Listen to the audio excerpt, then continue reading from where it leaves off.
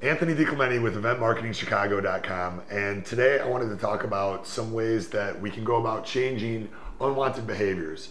So a lot of times we have behaviors that have been a part of our lives for a long time. Maybe it was something that we modeled from our parents when we were young, or something that we adopted over time as part of our life because maybe it served us in the past.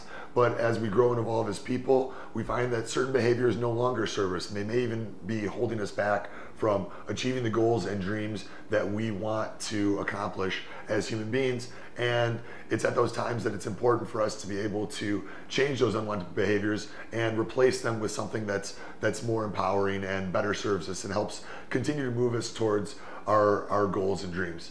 In this particular case, I thought it would be relevant for us to talk about something that I had experienced personally in my life, and I know a lot of the people that come out to our events are challenged with occasionally, which is drinking alcohol and the desire to drink less alcohol but still have fun when out in a social setting, whether that be a bar, restaurant, nightclub.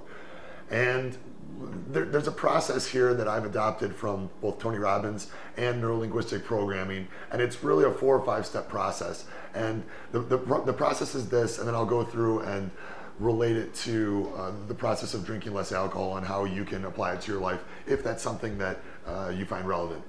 The process is step 1, you want to identify the limiting behavior or belief.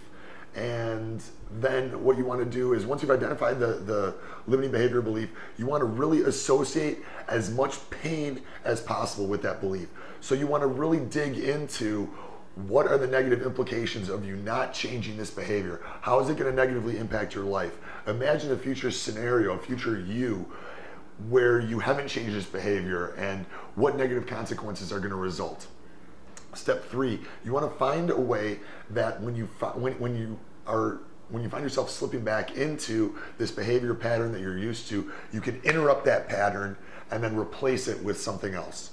So this is usually something dramatic. It doesn't need to be anything in particular. It could be something as simple as touching your nose, or it could be making a funny noise, a certain movement, behavior, but something that is going to bring awareness to you paying attention that you're slipping back into that behavior that you want to change, so that you can then go and replace it with something else that's more empowering and going to continue moving you towards your goals.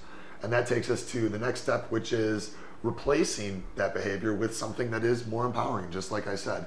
So coming up with something specific that you can put in place of what was once an unwanted behavior. And then finally, it's the last step is associating as much pleasure as possible with that new empowering behavior. So in the case of drinking less alcohol, well, first let me give you a little bit of a background on myself. I went to the University of Illinois in Champaign, which is a big, it's a great business school, but it's also a great party school. And there's a lot of socializing that goes on in the Champaign-Urbana bar scene. After that, I worked downtown Chicago. The Chicago social scene is one of the biggest in the country. And there's plenty of opportunities for someone that's going out, even if it's just 2 nights a week, to drink to excess.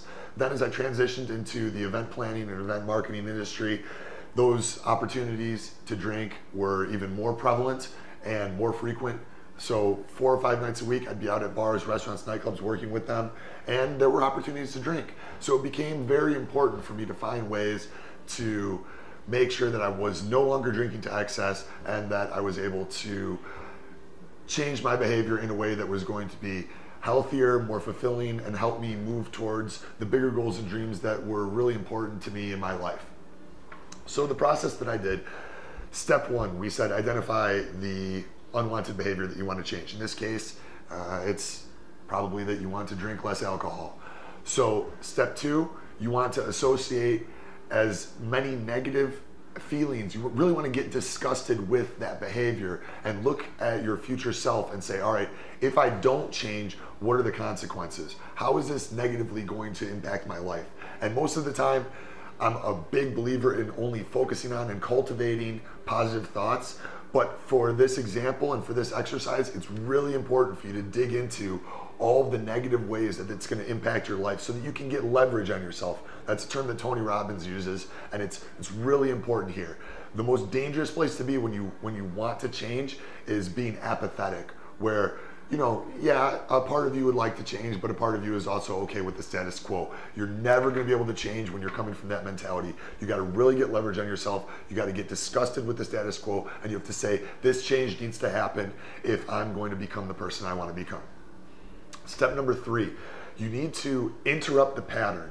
So you need to have something lined up so that when you find yourself slipping into that negative behavior pattern, you can do something that's going to help you snap out of it and help you really bring your awareness and your consciousness to the fact that, hey, I'm slipping back into this behavior that I no longer want to be a part of my life, and I need to change it. And that pattern interrupt ideally can be tied into the next step, which is something that, you know, replacing that belief that is an unwanted behavior or belief with something that is more empowering.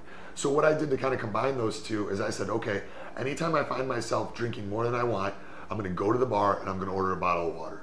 And that bottle of water is going to interrupt the pattern of either doing shots of alcohol or ordering drink after drink, or if you're doing bottle service, continuing to pour yourself drinks. You need to take a step back, separate yourself from the situation, and interrupt that pattern. Interrupt it with a bottle of water, and then associate empowering positive feelings with that pattern interrupted, with that new behavior, which in this case is drinking the bottle of water.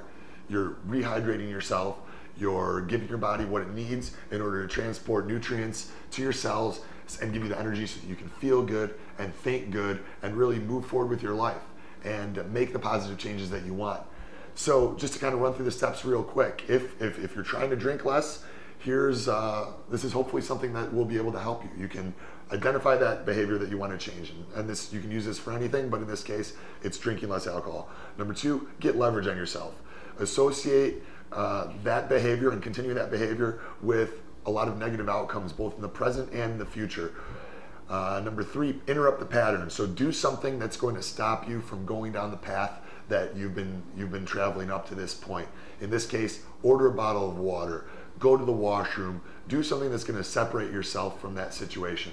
Number 4, come up with a new pattern of behavior. So this could be drinking a bottle of water. It could be replacing alcohol. Instead of making a vodka soda, just pour soda water with a lemon or a lime in your drink. And then it's associating as many positive feelings as you can with that new pattern of behavior and thinking of all of the positive future outcomes that is going to result in, and the changes in your life that are going to take place as a result of you adopting that behavior. So I apologize. I feel like that was a little long-winded, and I'm sure it was for you too, but hopefully you got something out of it.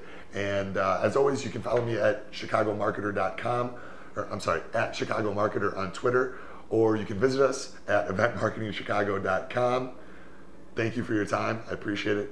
Look forward to seeing you.